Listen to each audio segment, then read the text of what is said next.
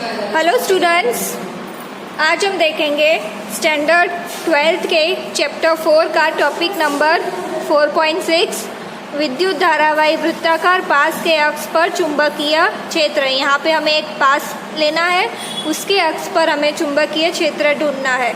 तो ये टॉपिक में ध्यान रखना, पूरा डेरिवेशन है और इम्पॉर्टेंट भी है एग्जाम के लिए। तो ध्यान रखना कि डेरिवेशन इसका किस प्रकार होता है। चलिए, विद्युत धारावाही वृत्ताकार पास के अक्ष पर चुंबकीय क्षेत्र। अब सबसे पहले मैं आपको चित्र समझा देती हूँ, आपको किस प्रकार बनाना है। एक मैंने ये रिंग जैसा लिया है, इसमें मैंने अक्ष बनाए हैं, ये वाला x, y और ये हो गया z। इस पास में से विद्युत धारा I प्रवाहित हो रही है और इसके दो अव्यय लिए हैं। ये जो वाला है वो इधर को जाएगा, तो ये हो गया dl, क्योंकि ये ऐसे घूमेगी तो ये इधर को जाएगा और ये इधर को जाएगा, तो ये हो गया dl। तो ये दोनों तरफ के मैंने अव्यय लिए हैं। अब x अक्ष पे एक P बिंदु है जिसका चुंबकीय क्षेत्र हमें ढूंढना है। ठीक है, x अक्ष पे P बिंदु का चुंबकीय क्षेत्र ढूंढना है।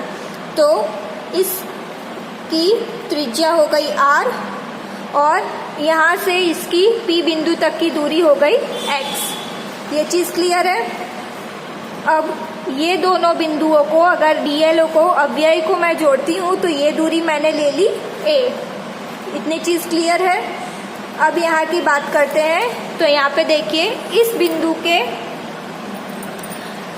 दो चीज़ें होंगी, कॉस और साइन। तो ऊपर की तरफ मैं ले लेती हूँ dB कॉस अल्फा और इस तरफ हो गया dB साइन अल्फा, ये हो गया dB। ठीक है, बीच का होता है dB, ये dB कॉस अल्फा और dB साइन अल्फा। उसी तरह नीचे की तरफ ये हो गया dB कॉस अल्फा, ये dB साइन अल्फा और ये हो गया dB। ये चीज़ क्लियर है। ऊपर के लिए भी कॉस और साइन है, नीचे के लिए भी कॉस और साइन है। क्लियर।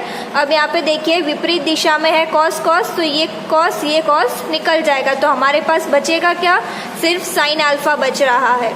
तो जब इसको मैं जोड़ूंगी तो ये क्या हो जाएगा, 2dB साइन अल्फा। क्लियर, ये 2 है तो ये क्या हो जाएगा, 2dB साइन अल्फा। ये कॉस तो कैंसिल हो गया, विपरीत दिशा में है, तो हमें बचेगा, हमारे पास है 2dB साइन अल्फा। ये चित्र क्लियर है। अब इसको किस प्रकार लिखना है, चित्र में से पॉइंट कैसे लिखना है वो देख लेते हैं।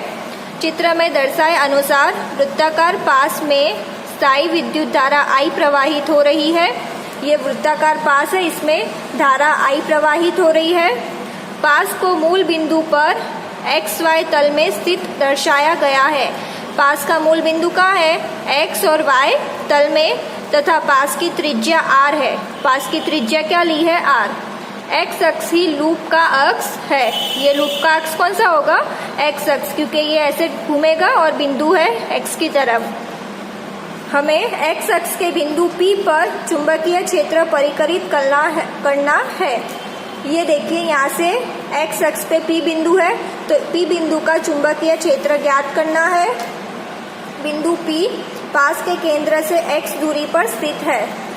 यहाँ केंद्र से P बिंदु x दूरी पे स्थित है। जो मैंने अभी समझाया आपको चित्र में से, वही पॉइंट्स में लिखा है। तो पहले चित्र बनाना और उसके ऊपर से पॉइंट्स लिखने ज़रूरी है। चलिए, फिर आगे क्या है। पास का चालक अव्यय dl है। हमने ऊपर नीचे दोनों तरफ dl लिया था, तो चालक अव्यय dl है। dl के कारण चुंबकीय क्षेत्र का परिमाण बायोट-सावर्ट नियम के अनुसार लिखेंगे। तो बायोट-सावर्ट का नियम क्या है, dB = μ0/4π IdL cross A upon A square. ये नियम है हमारे पास। चलिए, अब हम अपना डेरिवेशन शुरू करते हैं। ये हो गया हमारे पास बायोट-सावर्ट का नियम। अब हम सबसे पहले क्या करेंगे, ये क्रॉस को हटाएंगे, तो क्या लिखेंगे, sine theta μ0/4π IdL A sine theta upon A square. ठीक है, लिखेंगे इस प्रकार। एक और चीज़ है, ये सदिश है वेक्टर A, तो इसको हम कैसे लिखेंगे, वेक्टर A को लिखेंगे A अपॉन ए, इस तरह से। तो ए अपॉन यहाँ नीचे एक ए आएगा तो ये ए क्यूब हो जाएगा। क्लियर? ये निकालेंगे तो हमें इस प्रकार लिखना है। तो ये ए और इसमें से एक ए कैंसिल हो जाएगा तो क्या बचेगा, mu 0 upon 4 pi I D L sine theta upon A square. ठीक है, एक ए कैंसिल हो गया तो क्या बचा, ए स्क्वायर। अब यहाँ पे साइन थीटा की कीमत क्या हो जाएगी, 1। तो ये क्या बचेगा, mu 0 upon 4 pi I D L upon A square. यहाँ तक क्लियर है? ये मिल गया।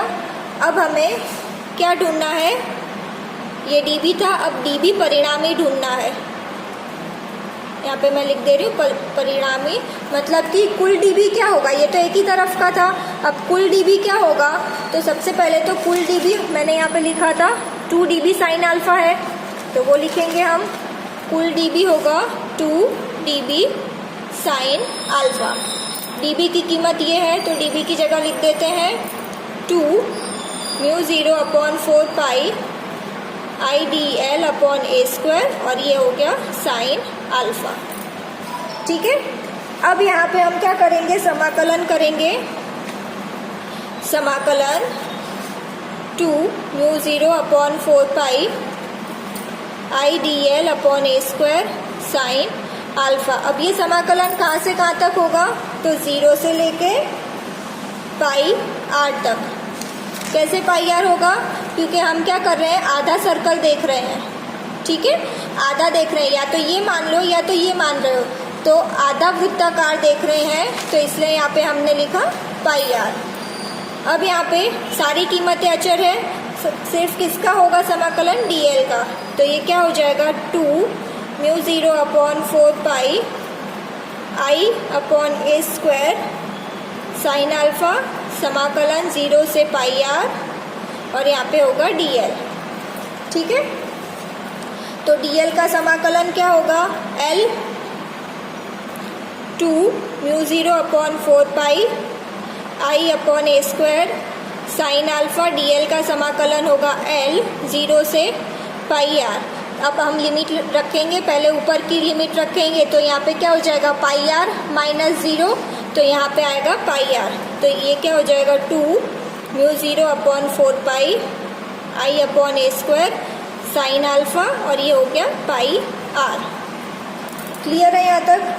अब हम क्या करेंगे, सबसे पहले साइन अल्फा की कीमत ढूंढेंगे। तो वो कैसे ढूंढेंगे, चित्र में से। ये मेरे पास अल्फा है, तो साइन अल्फा क्या होगा, साइन अल्फा होगा आर अपॉन ए। ठीक है, सामने की भुजा अपॉन हाइपोटेनियस। तो साइन अल्फा यहाँ पे मैं लिख देती हूँ, साइन अल्फा होगा आर अपॉन ए। तो यहाँ पे साइन अल्फा की जगह क्या लिखेंगे, आर अपॉन ए।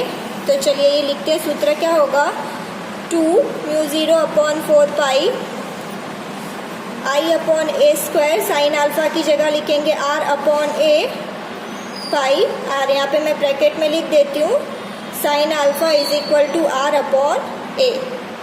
क्लियर है यहाँ तक? चलिए, एकदम इजी है, स्टेप बाय स्टेप आपको जाना है, चित्र समझ में आ जाएगा तो ये भी आ जाएगा। अब हम क्या करेंगे, 2 mu 0 upon 4 pi I, R गुणा आर क्या होगा, आर स्क्वायर, और क्या बचा पाई अपॉन नीचे क्या होगा, ए स्क्वायर गुणा ए क्यूब। अब ए क्यूब की कीमत क्या होगी, वो भी हमें चित्र में से मिलेगा। यहाँ देखिए, ए सबसे पहले ए ढूंढेंगे हम, तो ए क्या होगा, square root R square plus X square होगा। A square root R square plus X square, गणित का नियम लगाया है हाइपोटेनियस। तो यहाँ पे क्या लिखेंगे, 2 mu 0 upon 4 pi I R square pi, और यहाँ पे लिखेंगे square root R square plus X square का क्यूब चाहिए हमें। तो इसको मैं इस प्रकार लिख सकती हूँ, mu 0 upon 4 pi 2 pi I R square upon ये हो गया R square plus X square, और ये रूट है तो इसको 1/2 लिखेंगे, और 3 है तो ये क्या हो जाएगा 3/2। यहाँ तक क्लियर है? इसको बोल देते हैं 1 नंबर। ठीक है, ये सूत्र ध्यान रखना है आपको। अब इसमें अलग अलग केस होंगे। सबसे पहला केस हम लेते हैं कि अगर लूप में n टर्न्स हो तो क्या होगा, n फेरे हो तो कुछ नहीं होगा, इसमें n से गुणा कर देंगे तो क्या हो जाएगा, b is equal to mu 0 upon 4 pi 2n pi I R square upon R square plus X square 3/2। Clear है, n फेरे हो तो n से गुणा कर दिया। अब दूसरा केस क्या होगा, अगर x 0 हो तब क्या होगा, x 0 हो तो ये 0 हो जाएगा, तो b is equal to mu 0 upon 4 pi 2 pi I R square upon ये एक्स स्क्वायर 0 हो गया तो आर स्क्वायर 3/2 होगा इस तरह से। तो ये स्क्वायर कैंसिल तो आर क्यूब बचा, तो mu 0 upon 4 pi 2 pi I R square upon R cube. अब ये आर स्क्वायर और इसका आर स्क्वायर कैंसिल तो यहाँ पे एक आर बचेगा, तो क्या आएगा, mu 0 upon 4 pi 2 pi I upon R. ठीक है, तो ये सूत्र मिल गया मुझे जब x इज इक्वल टू 0 हो। क्लियर है, तो ये डेरिवेशन यहाँ पे खत्म हो रहा है। क्या किया हमने, सबसे पहले ये निकाला, b निकाला, फिर दो कंडीशन देखी। पहले केस में अगर n फेरे हो तो n से गुणा करना है और दूसरे में x 0 हो तो x की जगह 0 लिख देना है। एकदम इजी है डेरिवेशन, बस आपको स्टेप बाय स्टेप जाना है। इसको 2-3 मेथडों से और भी कर सकते हैं, आपको जो इजी लगे वो आप फॉलो कर सकते हो। सबसे इम्पॉर्टेंट चीज़ है इसमें फिगर एकदम क्लियर बनानी है और अच्छे से समझना है।